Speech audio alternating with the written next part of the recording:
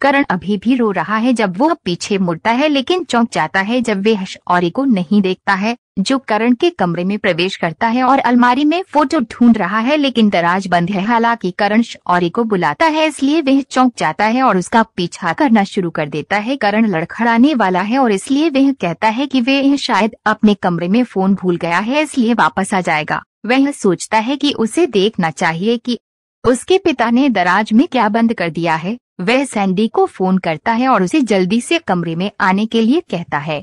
उनके पिता सैंडी को आश्चर्य होता है कि उसने अब क्या करने के बारे में सोचा है।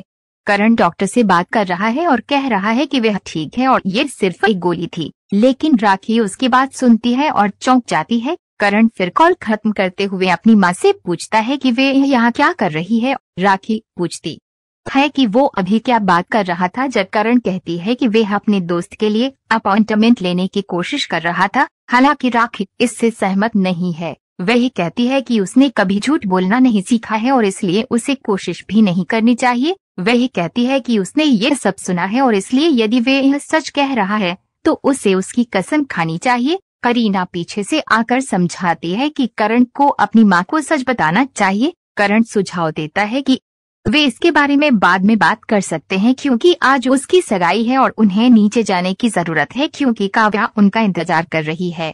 राखी करीना बुआ से पूछती है कि वे क्या बात कर रही है। करीना बताती है कि जब राखी बेहोश थी तब एक घटना घटी थी जिसके कारण करण की जान जा सकती थी। राखी को ये समझ नहीं आता है और करीना कहती है कि क्या वे उसे जानना चाहती है जिसके कारण ये घटना हुई है। हुआ यूं कि राखी नाम पूछती है तो करीना जवाब देती है अपनी पसंदीदा बहू प्रीता। गौतम और वरुण की मां निधि और बानी दादी की प्रशंसा करते हुए कह रहे हैं कि उनका बेटा उनके जैसे ससुराल वालों को पाकर बहुत भाग्यशाली है, क्योंकि उन्होंने उसे अपने व्यवसाय में भी शामिल किया है। राजवीर को लगता है कि करण लूथरा बहुत बुरा है, क्योंकि लूथरा लोग ऐसा कहने का दिखावा करते हैं। वे अच्छे हैं लेकिन फिर सब कुछ बर्बाद कर देते हैं, जैसा कि करण लूथरा ने अपनी माँ के साथ किया था, जो पिछले 20 वर्षों से पीड़ित है। राजवीर जवाब देता है कि सही समय आने पर वे उसे सब कुछ बता देगा।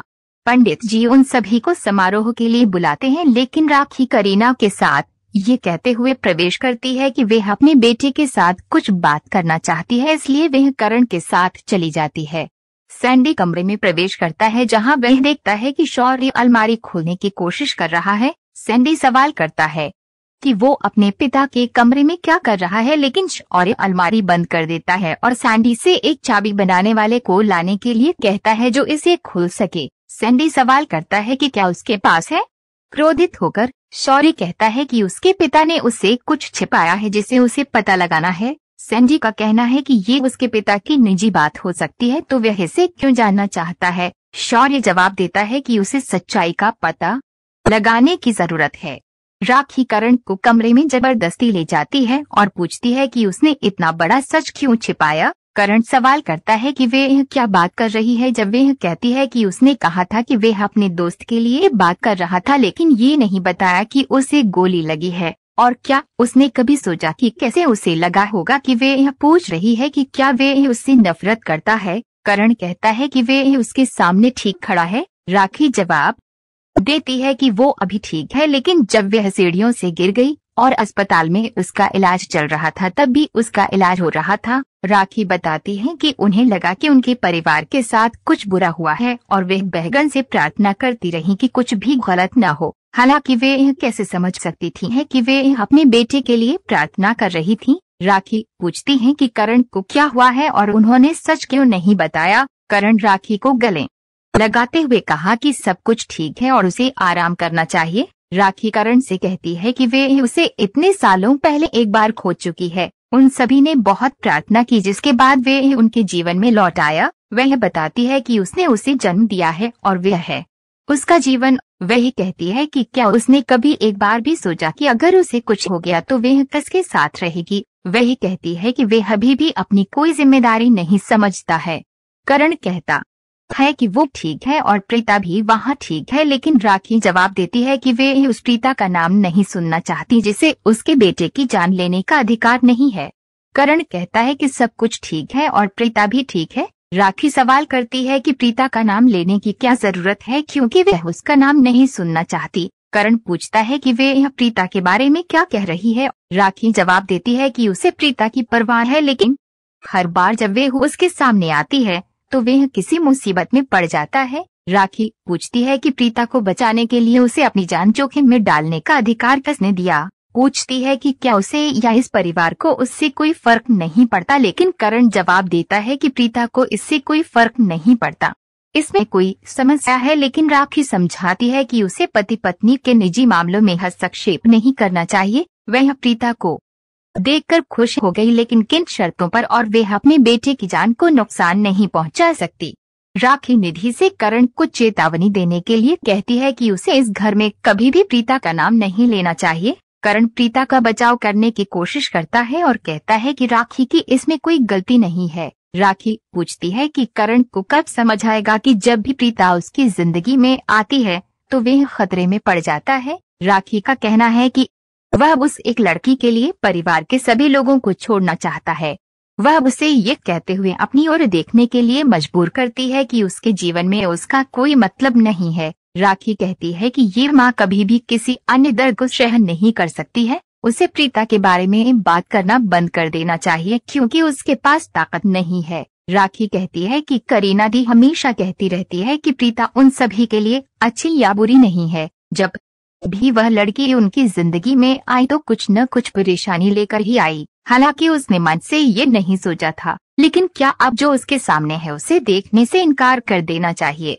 राखी प्रीता पर एक ऐसे अपराध का आरोप लगाती है जो कभी खत्म नहीं होता, और अगर वे शांति से जीवन जीना चाहते हैं तो उन्हें प्रीता से दूर रहना चाहिए और वे उनके जीवन में नहीं आ सकती। राखी कहती है कि उसने ये कहा है और उनका उससे कोई संबंध नहीं है। प्रीता करण के जीवन से बाहर है क्योंकि वे अपने बेटे से बहुत प्यार करती है और कोई भी बाहरी व्यक्ति उसके बेटे को उसकी मां से नहीं छीन सकता।